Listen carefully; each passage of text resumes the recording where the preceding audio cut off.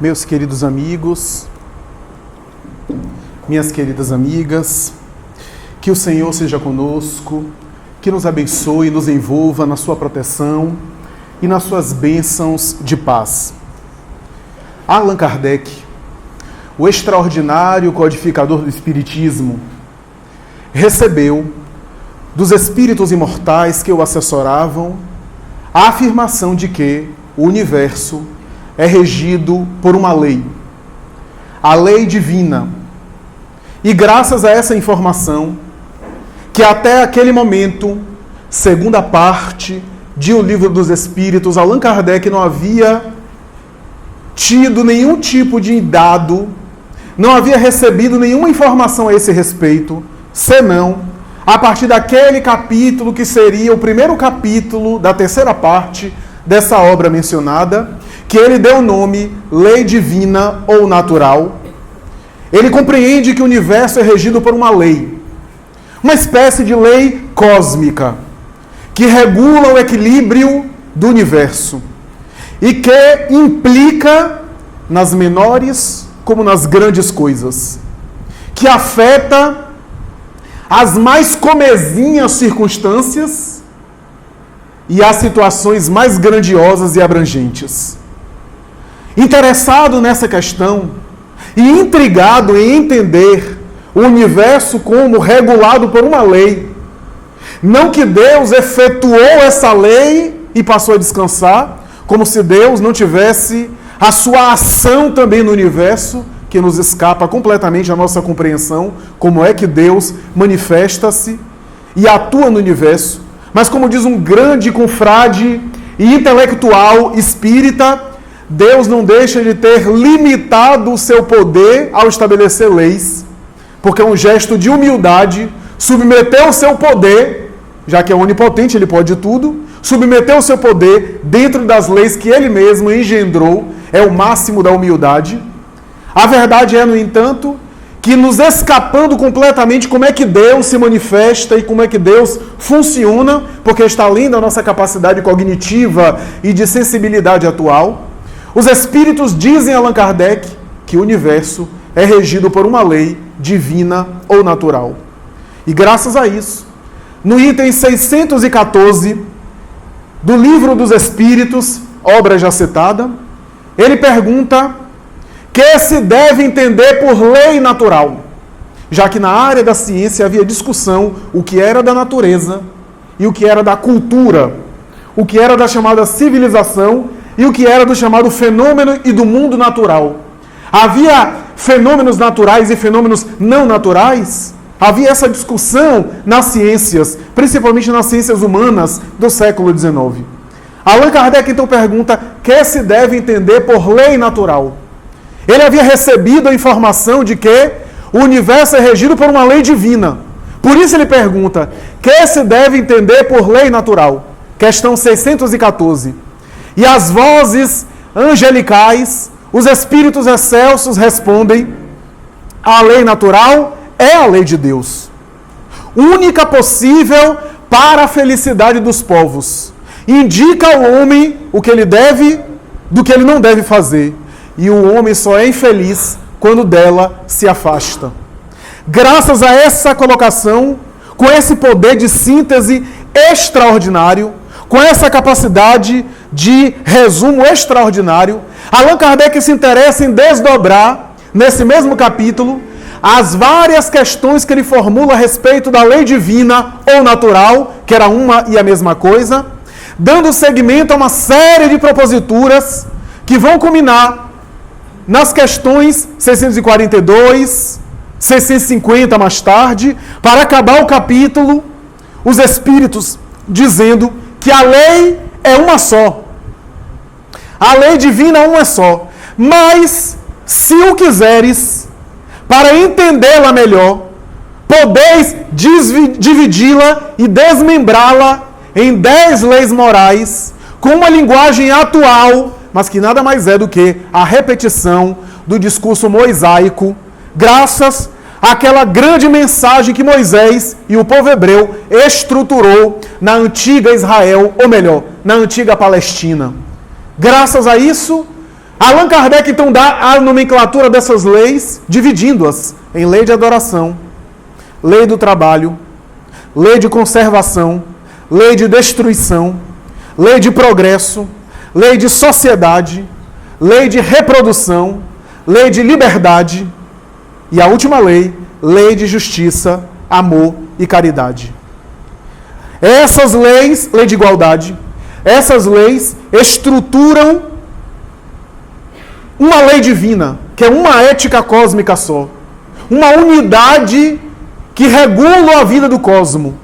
Mas para fins didáticos, desmembramos, os espíritos desmembram para a gente entender a aplicabilidade dessa lei nas mais variadas circunstâncias da vida, mas a lei é uma só.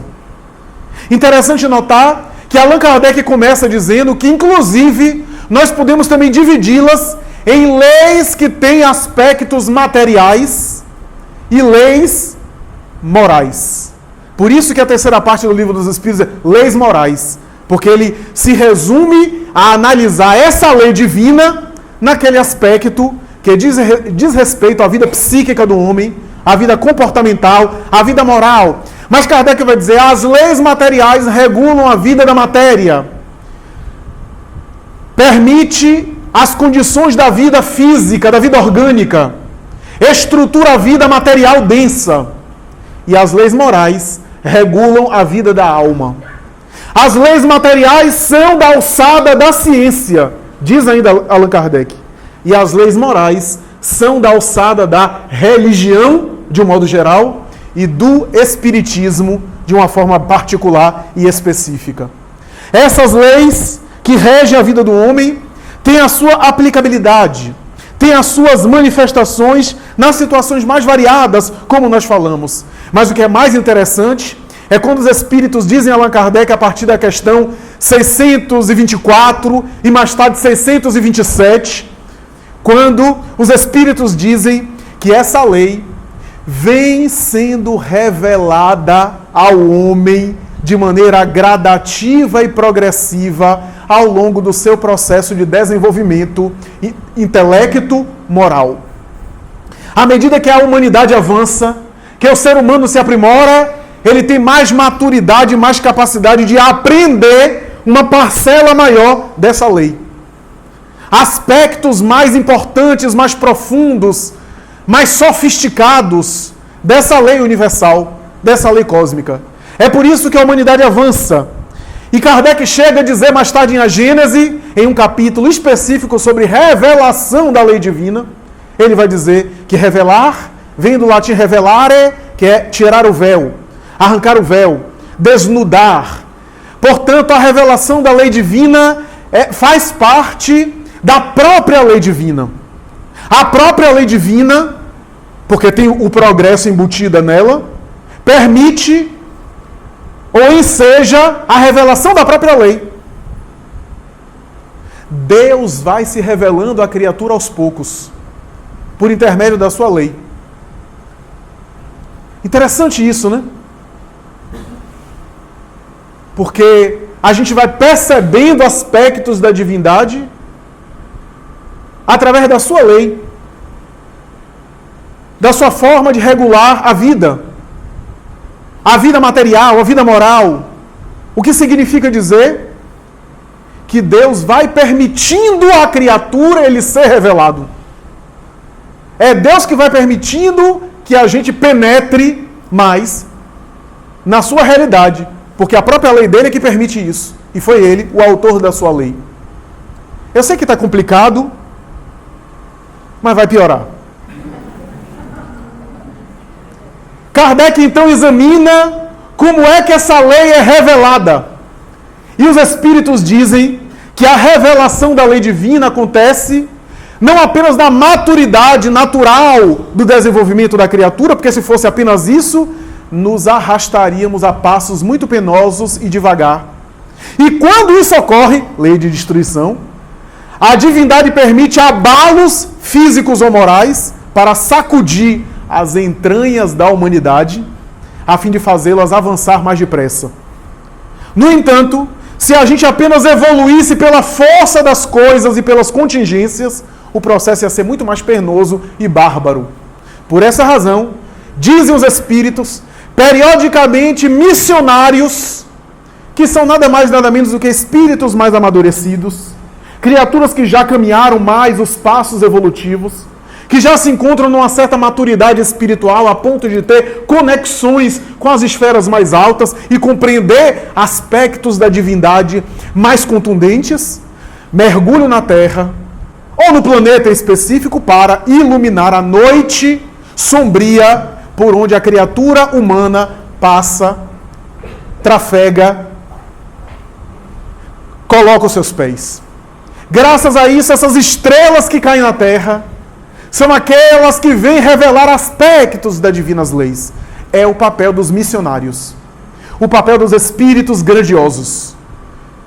Que são homens de vanguarda, isso é, criaturas à frente do seu tempo, que ao virem ao corpo, ao mergulharem no corpo, são notadas pelas características especiais, pelas habilidades e competências especiais, muito à frente do seu tempo, traçando caminhos, muitas vezes até incompreendidas, para que mais tarde a humanidade possa caminhar sobre os seus passos.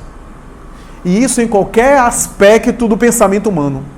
Na ciência, na filosofia, na religião, na arte, no pensamento cultural, na família, no pensamento religioso.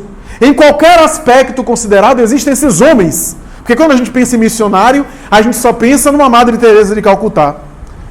Mas um Pasteur na ciência, um Albert Einstein, também é. Um extraordinário missionário naquela área. Porque há missionários que são espíritos evoluídos em determinada área. Não quer dizer que reúne já a sabedoria total. Einstein era um extraordinário missionário na atividade que ele ia desempenhar. As esposas dele, no aspecto familiar, não achavam ele missionário. Perguntem a elas. Porque na vida familiar e na vida pessoal ele era uma criatura comum. Mas aquilo que ele trouxe do mundo espiritual na área específica, que é a habilidade do gênio, e como diz o Espírito Emmanuel, o gênio é um trabalho de séculos. Né? Elaborando, reelaborando e repetindo experiências para despontar nessa habilidade, foi o missionário, naquela área, naquele aspecto específico. Mozart, na sua área, também foi especial. Embora em outras áreas, na gestão financeira, por exemplo, era péssimo. Na vida social não tinha muita inteligência emocional. Mas na música, na arte divina, ele foi excepcional. E assim por diante. Assim estão os grandes fundadores da religião.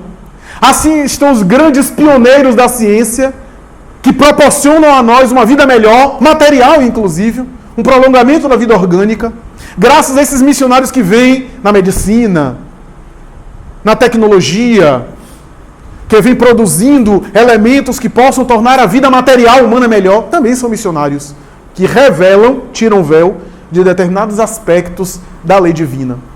E aqueles que são na área moral, que revelam os aspectos da vida moral do homem, são os grandes fundadores dos sistemas religiosos. De um Krishna a um Buda, de um Lao Tse a um Confúcio, de um Hermes Trismegistro ao Moisés. São esses reveladores da lei divina nos aspectos espirituais, nos aspectos morais. O que acontece, diz Allan Kardec ainda, eu estou colocando em minhas palavras, mas o que acontece é que quando a humanidade absorve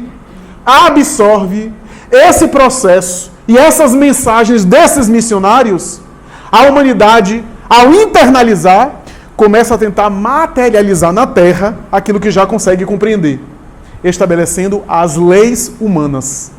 Por isso que Kardec vai dizer que as leis humanas são um aspecto pálido das leis divinas. E as leis humanas caminham e progridem para perto das leis divinas, que são imutáveis. Ou para a lei divina, que é imutável. Por isso que a legislação humana evolui. Porque quando a gente fala de lei, a gente está falando de justiça. A noção que vem à nossa mente é justiça. E é por essa razão que os grandes estudiosos do comportamento, quem lê as obras de Sigmund Freud, vai ver Freud teorizando sobre o aspecto da internalização da lei. Freud disse que a cultura surgiu graças a um trauma e uma ruptura que fizemos, ele era materialista, uma ruptura que fizemos com a vida bárbara. a vida de instinto. Para viver em civilização, a gente teve que renunciar um pouco os nossos instintos mais primários. Porque viver uma vida bárbara em civilização é incompatível. E para isso, o ser humano teve que pagar um preço, que Freud chamava o preço da neurose. Ou seja, a rotina, os compromissos, o dia a dia. O nosso lado instintivo não quer isso. Quer recrudescer a época bárbara, a época apenas da irracionalidade. Mas a conquista da cultura, a produção da cultura e da civilização precisou pagar esse preço, que ele chama no texto seu célebre o mal-estar da cultura, ou o mal-estar da civilização. Por isso que se seu filho estiver muito chateado estudando para a prova, entenda que cultura traumatiza mesmo. Cultura e estudo traumatizam, não é prazeroso. Senão ele vai ficar só nos instintos. Então, produção cultural, civilização, para a gente romper a barbárie. Mas Freud olhava isso de uma maneira pessimista, porque via apenas a vida material. A intelectualidade, a produção cultural era o ganho, mas o preço a pagar para ele foi caro. E por isso as pessoas vão enchendo o copo até desencadear uma guerra. Era essa a análise que ele fazia da sociedade, que em parte tem sentido. Em muitos aspectos tem sentido. Faltou só o elemento espiritual. Por quê? Porque para Freud é o seguinte: a chamada vida interior foi surgindo no momento que eu freiei os meus instintos e comecei a pensar nas minhas atitudes. Até o momento que eu vivia a vida irracional, eu não refletia. No momento que eu tive que frear o meu desejo, os meus impulsos, eu passei a pensar sobre o meu comportamento. Eu passei a refletir sobre a minha ação. Eu tenho vontade de fazer uma coisa, mas eu não faço. Por isso Freud vai dizer que Estado, Forças Armadas, religião e lei é que produziram essa internalização da chamada função paterna, para me utilizar a expressão de Lacan, né? Função paterna não é só a figura do pai, não. Qualquer aspecto da vida cultural e qualquer pessoa pode exercer uma função paterna, que é essa dimensão simbólica da lei, que inscreve no indivíduo, do ponto de vista da psicanálise, essa noção de até onde eu vou, esses impulsos que são reprimidos, que são gerenciados, para produzir a vida cultural, a vida de relação e a chamada vida interior, vida psíquica. Quando falamos em lei, etimologicamente falando, estamos nos referindo a uma expressão que vem do latim legere ou ligare. Os autores se dividem. Ligare de ligar, legere de ler. Ou seja, a lei são normas, um conjunto de normas que ligam. Ligam os fatos históricos, ligam os acontecimentos, ligam a produção cultural, ligam as normas da sociedade para uma vida possível de relação. E está escrito porque é uma referência, pode ser acessado. Seja num código específico, numa constituição de algum país, e assim por diante. Essa é a ideia, mais ou menos. Mas quando falamos em lei, falamos em noção de justiça que evolui. Freud examinava a questão de fora para dentro. A internalização dos aspectos sociais, fazendo com que o indivíduo se amolde às regras e passe a ser educado, aspas, pela lei, ou pelo menos reprimido. Mas o Espiritismo vai contribuir ainda mais com a tese freudiana, quando fala dos processos de despertar de consciência em relação à noção de justiça, para imprimir leis cada vez melhores. Porque esse é o desenvolvimento do conceito de justiça. Desde a legislação mais antiga, datada 2.500 anos antes de Cristo, quando o primeiro código apareceu em pedras, antigamente os códigos de justiça eram colocados em pedra. A ideia, né, de cláusula pétrea das constituições hoje vem daí. Colocada em pedra, ou seja, é imutável. Essa é a ideia. É uma intuição, um reflexo intuitivo das leis divinas que são imutáveis. E assim a gente vê, por exemplo, o Código do Rei de Ur, nessa data. Mais tarde, o Código de Exum, em 1900 a.C. O Código de Lipit Ishna e Sim, ainda no Antigo Oriente, 1870 a.C. E o famoso Código de Hammurabi, que é o mais conhecido, 1700 anos antes de Cristo, aproximadamente. O Código de Hammurabi, que já tinha ali nas suas páginas uma ideia de justiça, que mais tarde seria apropriada por Moisés e até melhorada naquela ideia do talião, né? Lei do talião, que ensejaria a expressão reta retaliação, que vem de lei de talião. Essa noção de justiça já era um grande avanço, e foi Moisés quem reuniu esses códigos, aquilo que havia de justiça conhecida na época, para dar um salto qualitativo excepcional, quando estabeleceu essa lei de talião no seu Pentateuco mosaico, e a sua legislação do povo hebreu, que foi um salto maravilhoso. Não estamos falando aqui dos 10 mandamentos apenas, mas todos os 613 mandamentos da cultura judaica.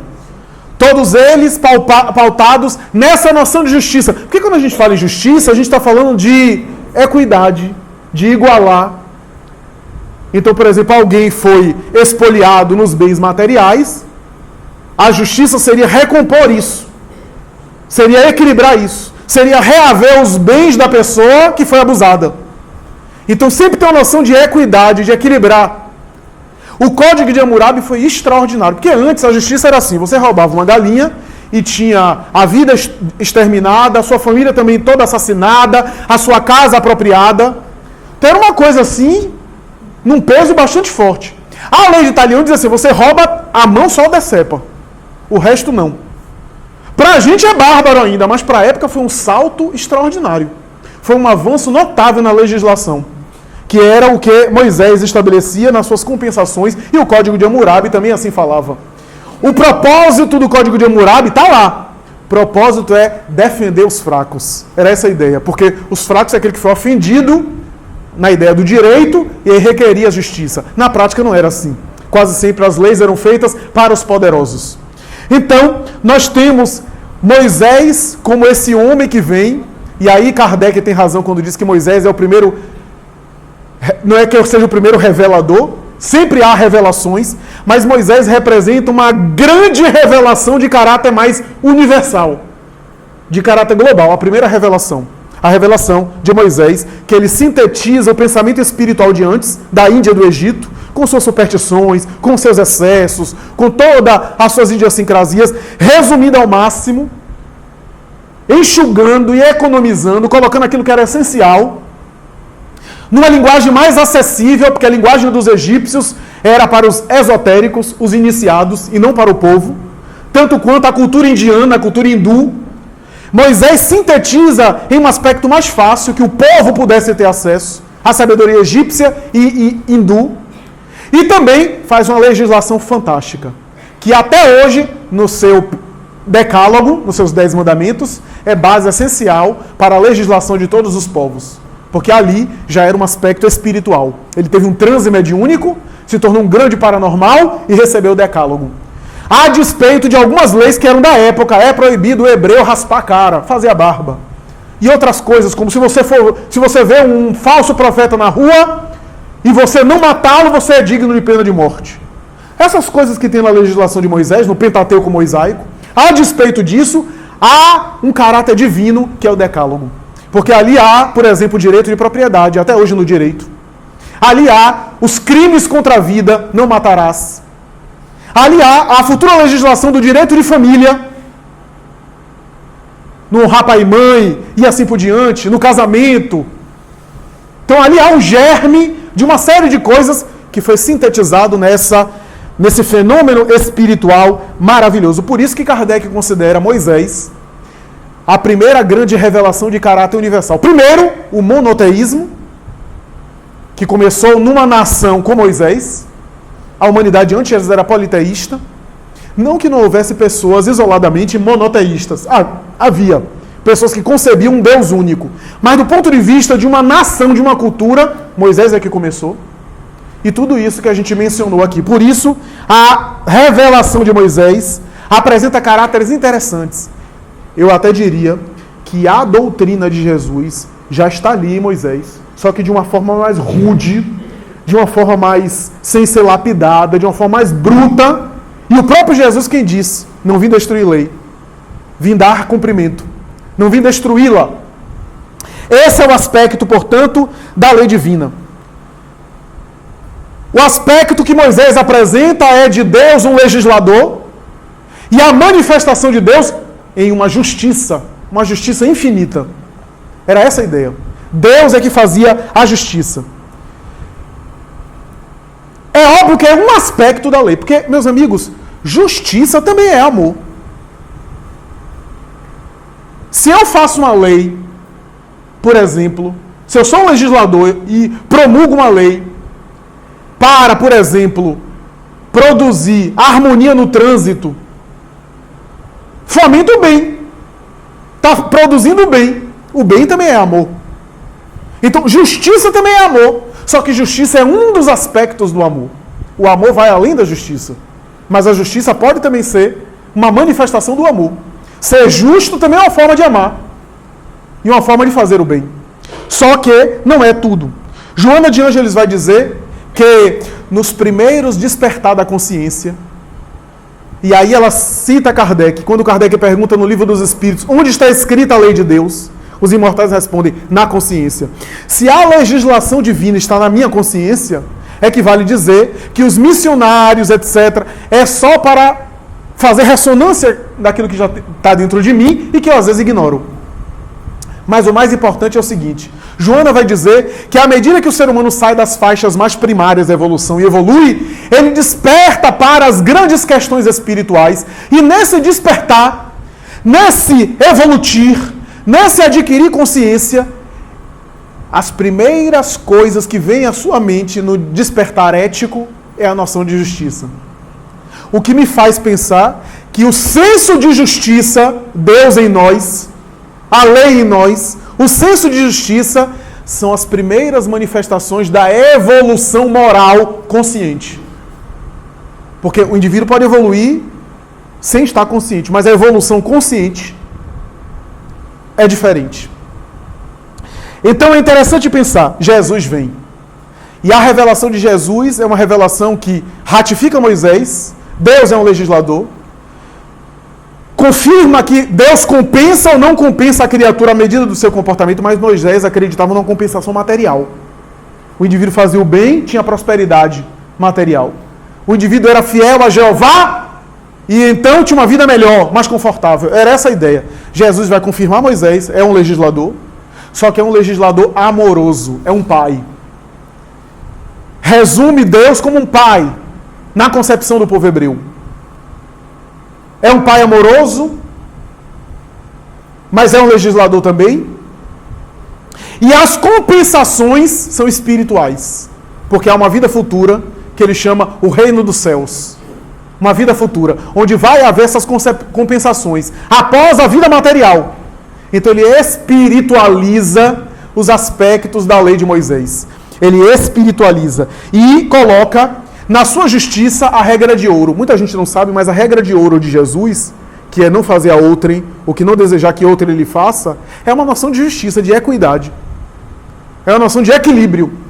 Ele estava fundamentando a noção de justiça que ele possuía e apresentando aos seus cômpares, aos seus confrades. Mas em alguns momentos ele falava mais quando ele falava de perdão, quando ele falava de misericórdia. Quase sempre quando Jesus conversava com os doutores da lei, sobre lei, ele falava uma parábola sobre misericórdia, para dizer que acima da lei estava a misericórdia, porque a misericórdia faz parte da lei. O perdão, o amor aos inimigos, o não retribuir o mal por mal. Tanto é que em determinado momento ele fez uma crítica aos fariseus. Ele diz aos discípulos, se a vossa justiça não for além da dos escribas e dos fariseus, de modo nenhum entrareis no reino dos céus. Era, portanto, uma alusão clara, que ele via falar mais.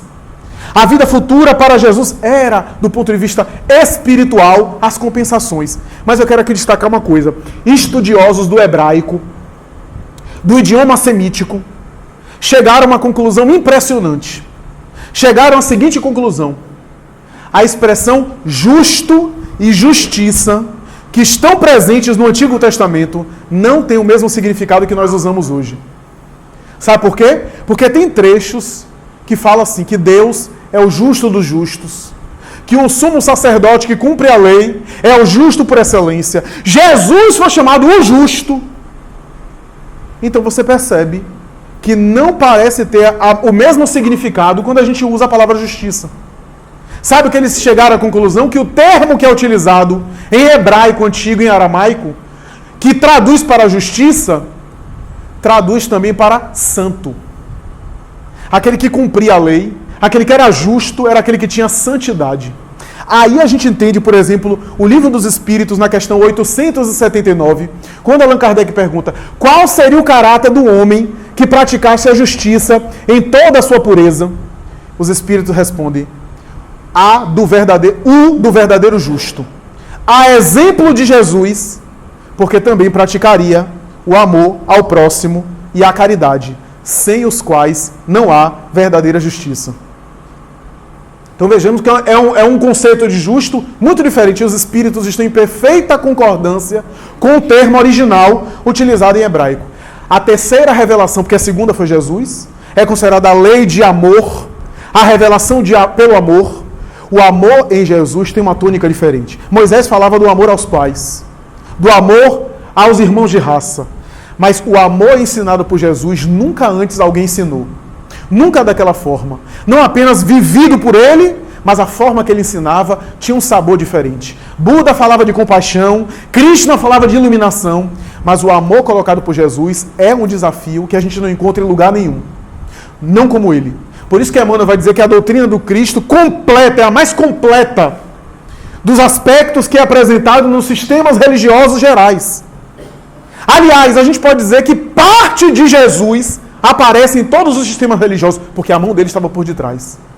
É Emmanuel que vai dizer isso na extraordinária obra A Caminho da Luz, que quando Buda reencarnou, Jesus estava por detrás, assessorando a implantação daquela mensagem extraordinária. Krishna, idem, e assim por diante, que ele estava por detrás desses embaixadores dele que estavam na Terra. Porque é o governador espiritual do planeta na concepção do Espírito Emmanuel. O Espiritismo é a terceira revelação de caráter universal, diz Allan Kardec. Algumas pessoas discordam disso, e há muita discussão, não vou entrar em polêmica. O que vale aqui considerar é o seguinte: Jesus falou da vida futura, mas não descreveu. Porque não tinha como descrever na época, numa linguagem na época, numa mentalidade da época, como é que era a vida futura. Ele falou que havia uma vida futura, mas não explicou, não descreveu como é que era essa vida futura. Falava que havia compensações para o bem ou para o mal feito. Eu quero saber qual é o sistema religioso, filosófico, espiritual, qual é a filosofia, a ideologia que melhor descreve como é que é a vida espiritual. Eu não conheço outra igual ao Espiritismo, que descreve de uma maneira tão patente, tão minuciosa, como é que é a vida do espírito após a morte. Eu não conheço a literatura, eu admiro e respeito muito a teosofia de Helena Blavatsky, as grandes mentalidades esotéricas, leio e conheço. Eu conheço o pensamento de Pietro Baldi, esse grande espiritualista, mas nenhum, em nossa forma de entender, se compara com a descrição, pelo menos nesse aspecto, da vida espiritual, como a literatura espírita. As obras de André Luiz, hoje, por exemplo, a própria obra de Kardec, que lê O Céu e o Inferno, vai ver a descrição que os espíritos fazem após a morte. Então, nesse sentido, ele confirma aquilo que Jesus falou, que viria mais tarde um Consolador para explicar aquilo que ele não podia explicar na época. Mas não apenas isso. O Espiritismo vem estabelecer desdobramentos da palavra do Cristo e vem dizer que a doutrina de Jesus se resume na palavra caridade. Porque a caridade é o amor cristão colocado em prática. É o amor ensinado por Jesus em ação, em movimento. Essa é a expressão da caridade. Vejam que coisa. Lei de justiça, amor, caridade. Estão embutidas as três revelações em uma lei. Porque a lei é uma só. Não são três leis. Não existe uma lei de justiça, uma lei de amor e uma lei de caridade. Existe uma lei só. E eu acho que Kardec foi tão cuidadoso, porque quando a gente fala em justiça, a gente confunde justiça com vingança. E quase sempre o que a gente acha que é justiça é vingança. Quando a gente fala em amor, a gente confunde amor com paixão. E quando a gente fala em caridade, a gente confunde caridade com filantropia. Então acho que ele foi tão cuidadoso que ele colocou as três coisas juntas, para não haver dúvida. Lei de justiça, amor e caridade. As três revelações embutidas na lei. Por quê? Porque é uma lei só. No seu aspecto da justiça apresentado por Moisés, no seu aspecto do amor apresentado pelo Cristo e no aspecto da caridade. Eu diria assim, a lei é de amor. Jesus é quem apresentou essa lei de maneira inigualável. A doutrina mosaica apresenta o aspecto dessa lei de amor, que é da justiça, que a gente pode aqui considerar a retidão do caráter, a austeridade para consigo, o bom proceder do ponto de vista das obrigações perante o mundo. E o outro aspecto dessa lei de amor é a chamada caridade, que são o altruísmo, a dedicação, a compaixão, o perdão, a manifestação do aspecto moral dessa lei de amor ensinada por Jesus. Lei de justiça, amor e caridade. O que é que essa lei de justiça, amor e caridade vai dizer? Vai dizer que tudo que você alimenta no seu mundo íntimo e se fixa mentalmente, você acaba atraindo e acaba buscando. Não de uma forma mágica. Não é você ficar pensando na Mega Sena que vai ganhar. Não é isso. É tudo do ponto de vista psíquico, moral, espiritual, que você se fixa demais, você acaba atraindo. É por isso que Jesus fala, pede e obtereis.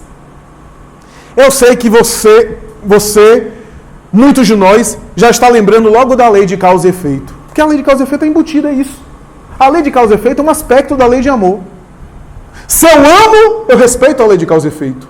Se eu não amo, eu transgrido a lei de causa e efeito e passo a sofrer a consequência. Mas a lei é de amor. Daí, meus amigos, essa lei se manifesta em todos os aspectos. Aspecto material. Eu contei em outra oportunidade aqui nessa casa, e embora seja jocoso, é verdade. Quer ver a lei se manifestando em você? Quando você sair daqui, come 3 pratos de feijoada para você ver. Eu já tentei e não deu muito certo, não. No mundo gastronômico, a lei atuando. Eu me excedo, passo mal. Aí na vida psíquica, o que é que você lê? O que é que você ouve? O que é que você busca na internet? Quais são as suas leituras? Quais são os seus pensamentos? E veja como é que você fica.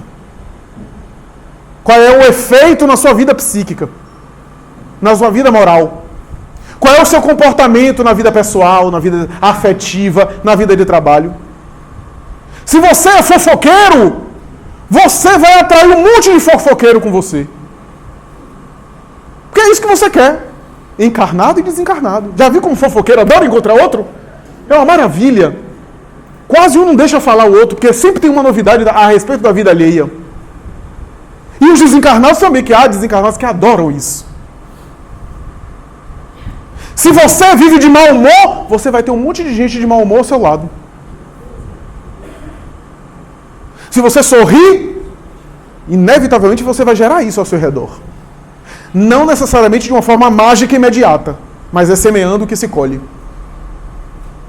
Então é perfeitamente natural. É essa lei atuando em nós. É essa lei atuando. Porque a lei humana, a justiça humana, um amigo nosso do judiciário me falava nessa semana isso. A lei humana tem os seus limites, Flávio. Ele me dizia. Porque a lei humana é reunir os cacos e evitar o pior. A pessoa matou 5. Então, se condena, prende a privação de liberdade dele no direito penal, é para ele não continuar matando. Ou seja, para protegê-lo, para proteger a sociedade dele e para proteger ele dele mesmo, para ele não piorar. Mas e os 5 que ele já matou? Como é que a lei humana, a justiça humana, vai recuperar? Vai ressuscitar? Como é que a justiça humana vai recompor aquilo que já foi feito de mal? Seu filho é assassinado. Qual é a justiça humana que vai recompor? Uma indenização? Quanto vale seu filho? Qual é o valor? Você atravessa na rua, a pessoa... Eu vou até botar aqui, vou exemplificar, não como uma imprudência no trânsito. Digamos que a pessoa tem um mal-estar, tem uma crise de narcolepsia, por exemplo, e dorme. Um surto, alguma coisa, e atropela você, você perde a perna. Como é que um juiz, como é que a justiça humana vai avaliar esse caso?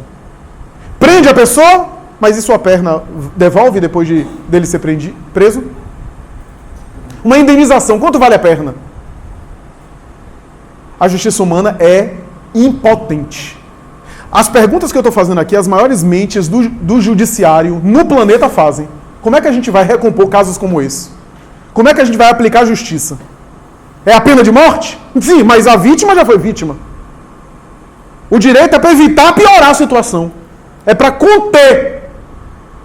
o judiciário contém, para que a gente não tenha uma sociedade no caos, para evitar o pior. Mas o mal já foi feito. Até porque nenhuma justiça humana vai dizer assim, eu vou prender você porque você está pensando em cometer um crime. Pensar cometer um crime não é ainda crime. Então a justiça humana age depois que o mal foi feito.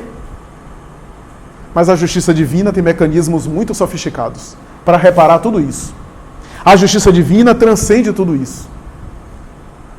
Porque a justiça divina, você expolia o patrimônio financeiro de alguém, a pessoa morre de angústia.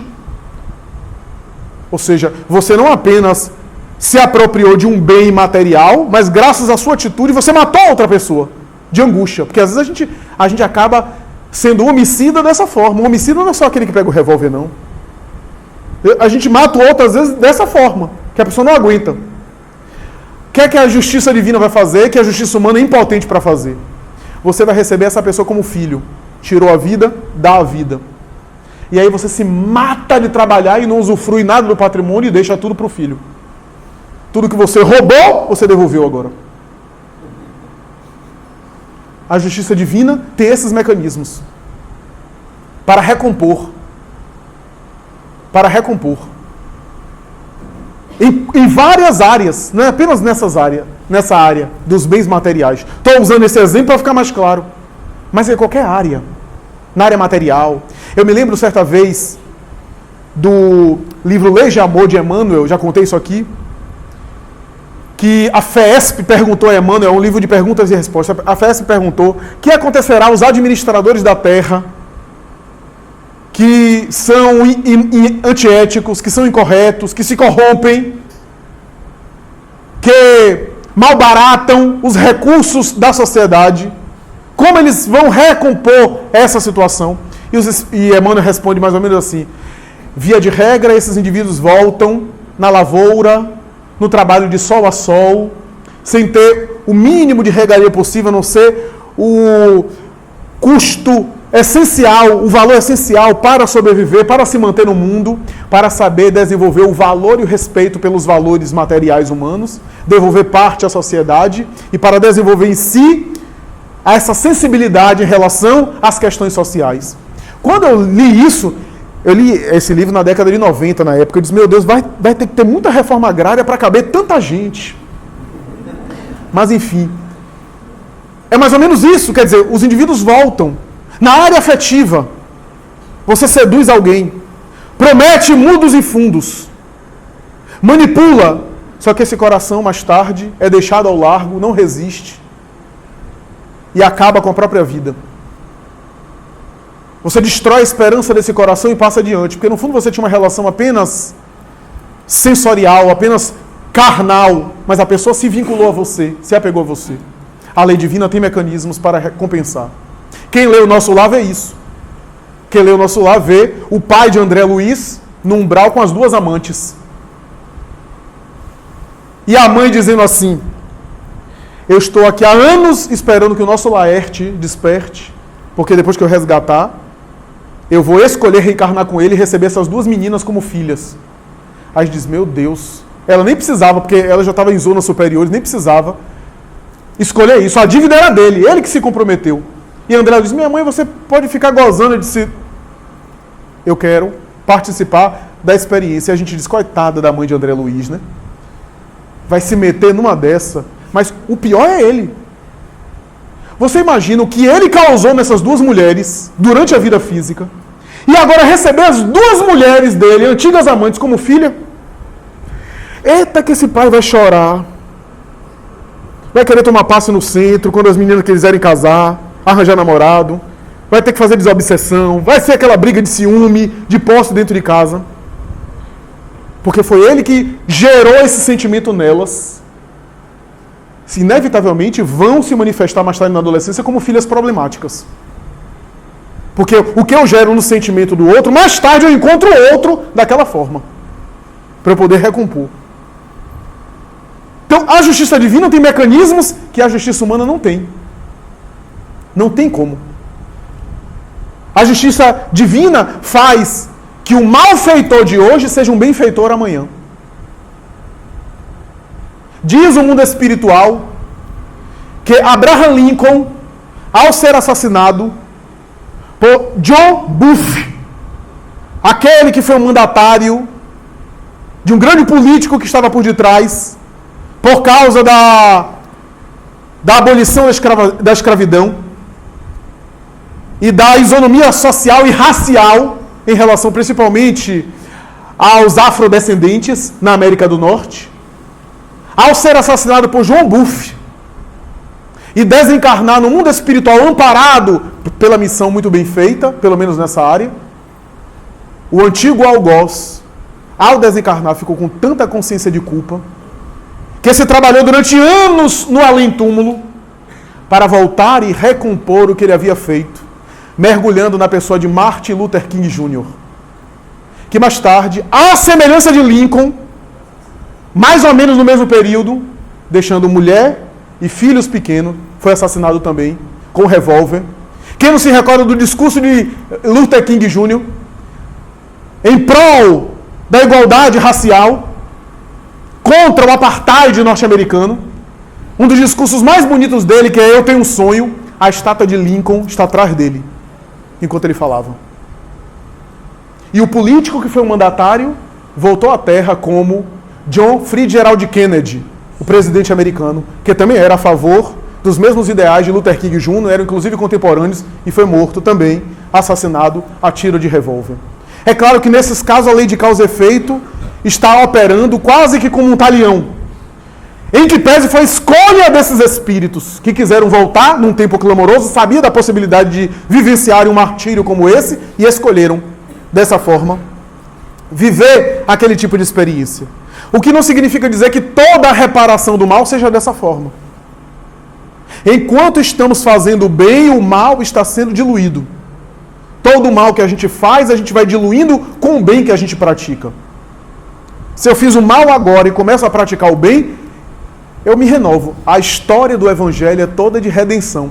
Todos os apóstolos caíram em erros, tombaram em sombras clamorosas, conheceram os vícios humanos e por isso conheciam a natureza humana muito bem, para depois se redimirem.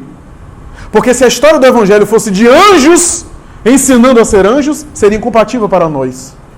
Mas a história do Evangelho era de homens que seguiam um mestre para se tornarem anjos, para alcançarem um dia a angelitude. Por isso que a história nos toca, a história do Evangelho, porque fala dessa lei que aquilo que você produz em sua vida desencadeia efeitos, a começar nesta vida mesmo, a começar no bem-estar que você sente por fazer o bem, por produzir o bem. E o contrário também acontece, a lei de amor incidindo sobre nós. Ainda André Luiz, na mesma obra Nosso Lar, já contei também aqui, ele um dia chega em uma determinada área da colônia Nosso Lar e vê um espírito luminoso, e ele reconhece o dito cujo. Era um vizinho dele, que morou perto dele, e que foi uma grande vítima do pai e dele próprio. Esse caso é um caso que me fez pensar durante muito tempo. Porque o pai de André Luiz, quando eu estava encarnado, ele também ganhava dinheiro emprestando dinheiro a juros. Na época não havia nenhuma lei contrária a isso, e ele fazia algo dentro da lei, tinha advogado, inclusive, que ajudava ele nesse exercício, etc. E ele emprestou uma grande soma de dinheiro para esse vizinho que não conseguiu pagar a tempo.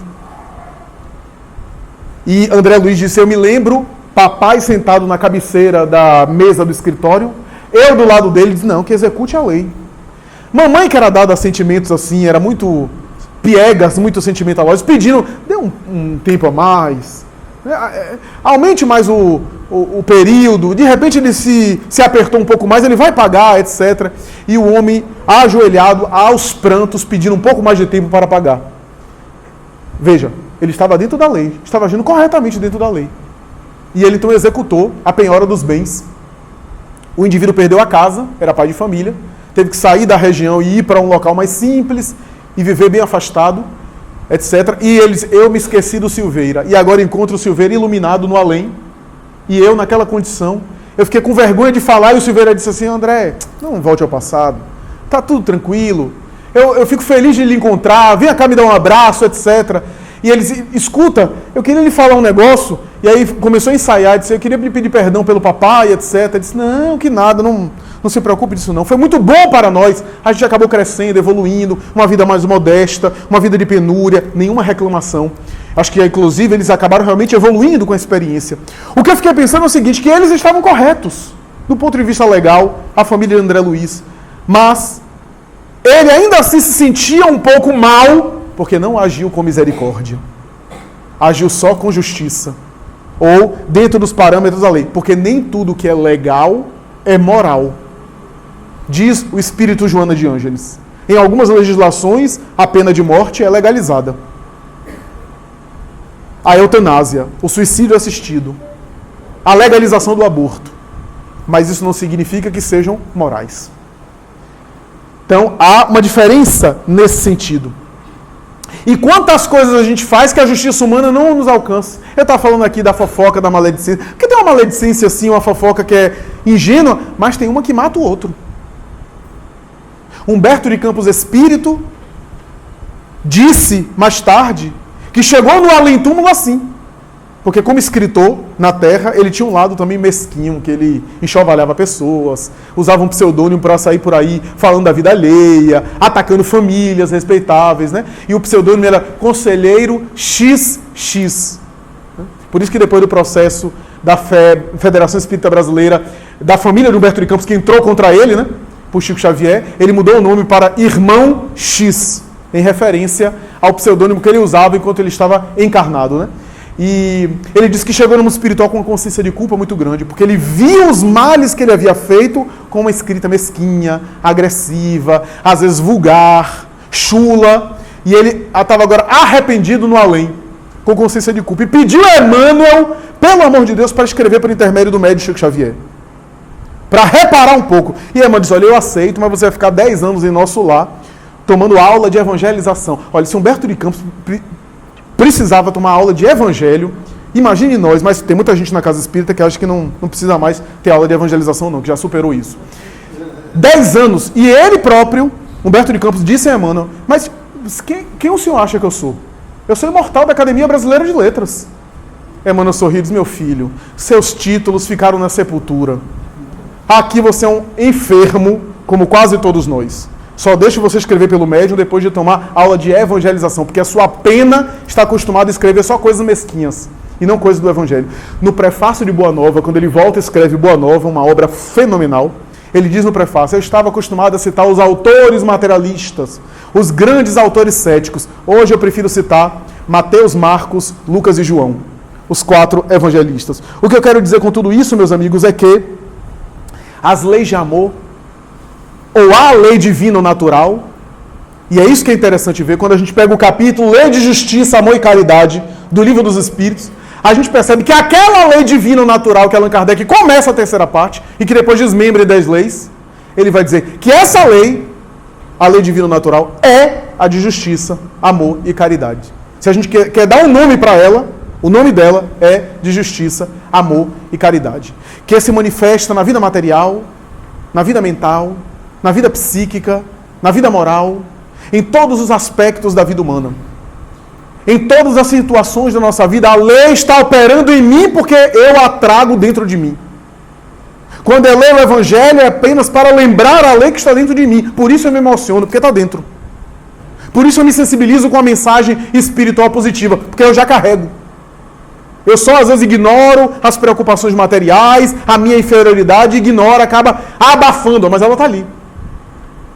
Então o que a gente está fazendo aqui, na verdade, é tentar resgatar essa lei que cada um de nós já carrega no âmago da consciência. Quer acionar essa lei? Exercitar o amor em movimento, que Kardec chamou caridade. E caridade é benevolência, tolerância e perdão. É a questão 886 desse mesmo capítulo. Benevolência é a forma como eu trato o outro e não o que eu falo, mas a forma como eu trato. Tolerância, compreensão das diferenças, porque cada um tem o seu nível, como eu tenho o meu, como o outro tem. E a tolerância nos faz ter amizade, porque a pessoa intolerante fica sozinha. O indivíduo muito intolerante afasta todo mundo dele, porque ele sempre está olhando a imperfeição do outro. Como certa vez eu contei aqui a história de um casal que estava se separando porque a mulher não aguentava ver o outro pegando a pasta de dente e amassando a pasta de dente daquela forma. Já não suportava mais. Veja como o nosso olhar de intolerância vai crescendo. Aquilo que é tão engraçadinho e a gente vai convivendo mais perto, né? Aí aquela coisa vai aumentando, a gente não aguenta mais. Já não aguenta nem mais a voz do outro. Por isso que convivência é um desafio. E perdão, justamente por causa da convivência. Porque não há nenhum relacionamento, nem nosso nível, que em convivência a gente não atrite. E não necessite de perdão. Nenhuma relação muito próxima de convivência íntima, seja casais, seja irmãos, seja relação filial, pai e filho, etc. Perguntem, por exemplo, às pessoas que são há muito tempo casadas.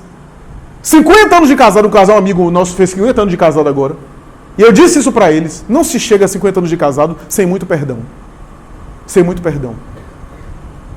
Porque não existe vínculos onde só é água de coco e rede. Existem atritos naturais. Então, a lei de justiça, amor e caridade engloba todas essas manifestações de algo que está dentro de nós.